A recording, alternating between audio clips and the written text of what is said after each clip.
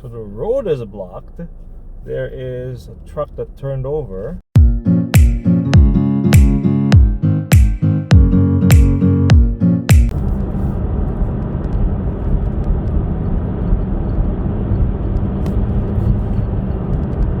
Alright, what is up guys? It is currently 3:43 ng hapon. We are currently on the way to Kelowna, British Columbia for our delivery, our first delivery of the month of February. It is a 2021 Honda Civic Sport, no, to my repeat clients, the Bonifacio family ng Kelowna. And right now we're still at the Queen Elizabeth Highway. So we have done a video before, no, where I pretty much showed you guys yung mga scenes and everything. If you're going to BC, you're going to Vancouver, so you go through Jasper, right, through the Yellowhead Highway. So in this situation naman, since Kelowna is not exactly on the same route to get to Vancouver, ang daan natin ay iba. So we are going to be going through Banff. Banff ang pasok natin. And then from Banff, we're gonna be going through the town of Golden. And then I'm gonna see if I can keep on filming and show you guys, you know, yung ating trip on our way there.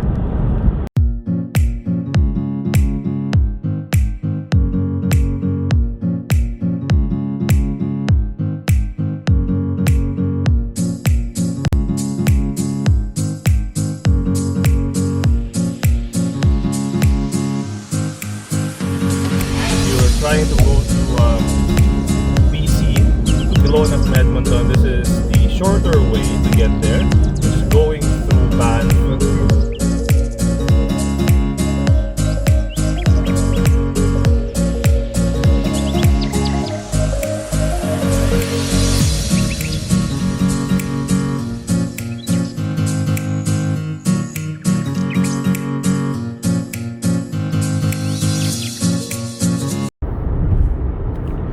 Here's the one thing that I really like sa mga Honda vehicles, no.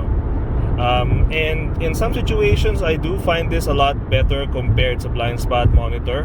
And the reason for that is the blind spot monitors, if you're driving, usually the light coming from the side mirrors are very faint. So maaaring hindi mo sila makita. There are some blind spot monitors that do give a beep sa loob ng sasakyan. But sometimes it can cause confusion for the driver, right? Especially, for example, let's say yung driver is not somebody na familiar sa mga high-tech systems na ganon.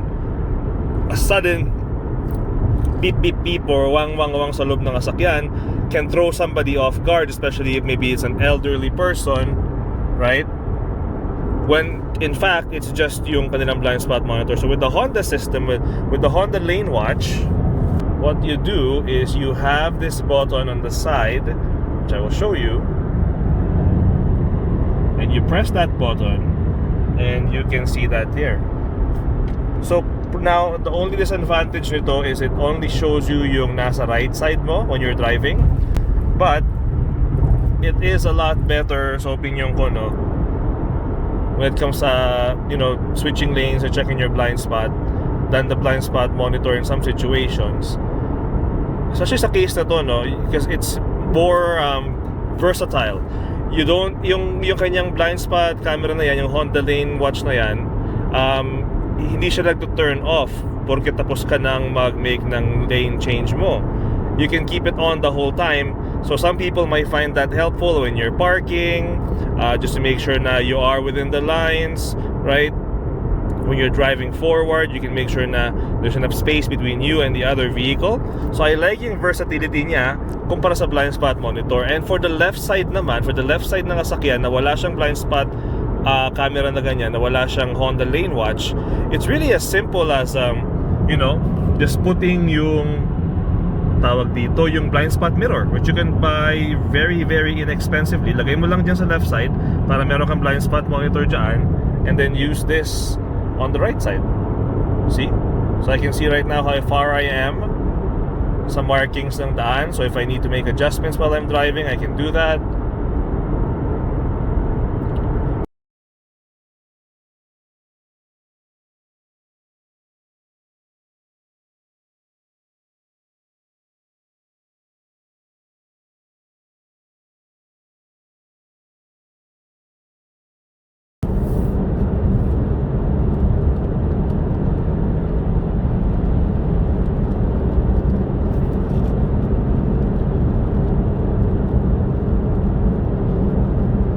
I've traveled through this path before in pitch black and fog. And let me tell you guys, it's one of those routes na talagang nakakakaba, especially when you get to the mountainous road. No? I mean, it's generally safe, but yung feeling, yung sensation later on when you're driving in pitch darkness and then there's fog, there's a little bit of traffic on the road, and then on the other side of the oncoming lane mamaya are usually mga 10 to 18 wheeler logging trucks. It can be very, very scary, right? And this is very I guess in hindsight a very poor decision on my part, because I did not expect na it would be raining like it is right now. Not sure if you guys can see it, but it is drizzling, so there's a little bit of rain, which makes the roads more slippery. And at the same time, I am driving a front-wheel drive car, so there's a potential to easily slide on the road. Right now it's 2 degrees, so there will be a point in the journey where it will be freezing, and that's my main concern is yung drizzle na ganito na ambon, you're driving 110 kilometers per hour, and then the road will just ice over. Because I've driven through Yoho National Park. Rendezvous point for me would be Revelstoke. Kung tayo papalipas ng gabi, right? Because there's no point to keep on driving to get to Kelowna at this point, because by the time we get there, even if we do keep on driving straight, it's going to be 9 o'clock, right? And the registries are going to be closed. We can't deliver the vehicle in the dark, and we can't deliver the vehicle na hindi siya na-register sa ICBC. So it's going to have to wait until the morning anyways.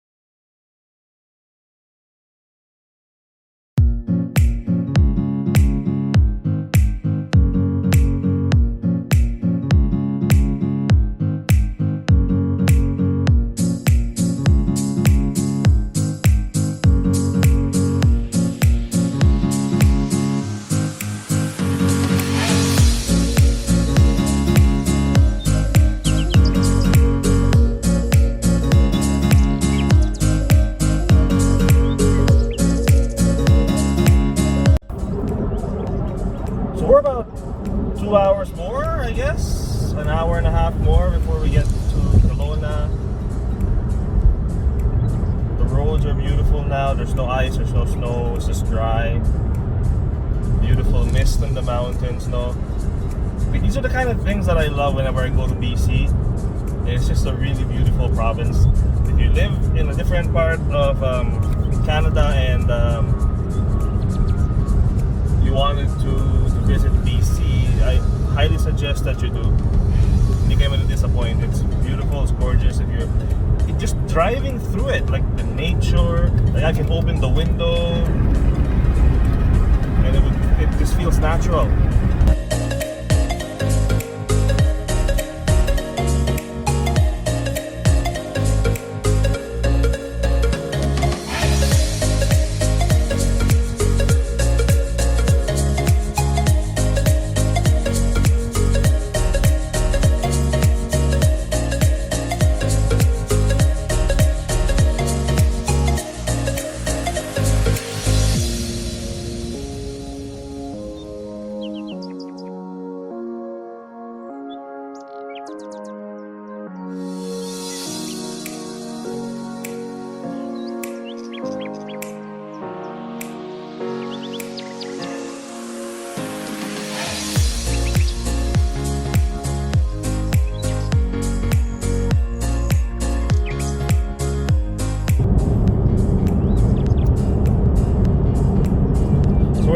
that highway that you take to get to Kelowna is one of the more nice, beautiful mountainous highways that you can take. No, it's always been smooth driving whenever I've driven through here.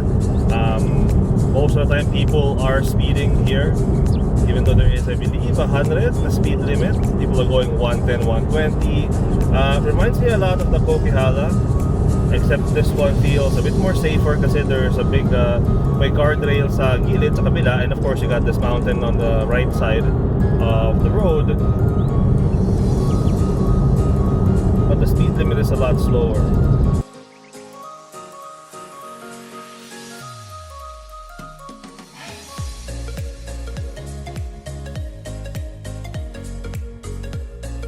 If you look right now, we are in the third week. This is the first week of February. So should be kasagsagan ng winter, especially if you are from Alberta or any other western provinces. But you look here and it's not. It's beautiful. It's almost like spring. Not sure if you guys can see it there now. Diba?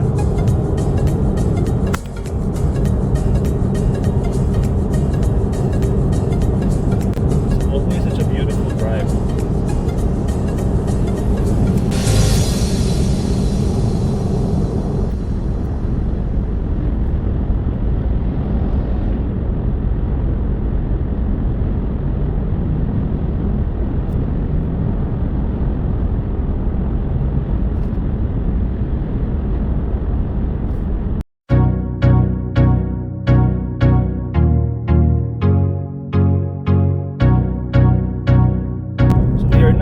Interior ng city ng Kelowna. You can see there the increased level of traffic, no? So just going to take the car for a quick wash para presentable siya pagdating sa ating kliyente. Hey guys, so kailangan palagi bago mag-deliver yung sasakyan para happy yung kliyente, make sure na linisan mo siya. Kahit para at least kahit nagbiyahe ka na malayo, mukhang fresh, saka mukhang brand new yung nasakyan. Tingnan ito. Bunan, malinis, diba? Para happy yung kliyente.